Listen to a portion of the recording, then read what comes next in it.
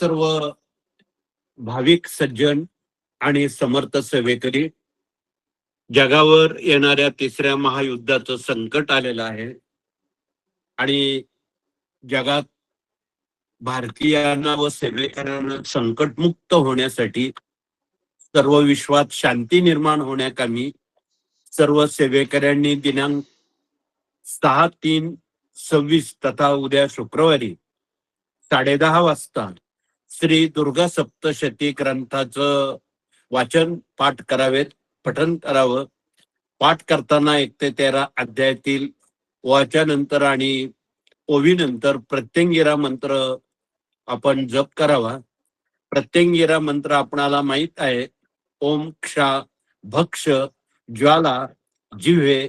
कराला द्रष्टम प्रत्यंगिराम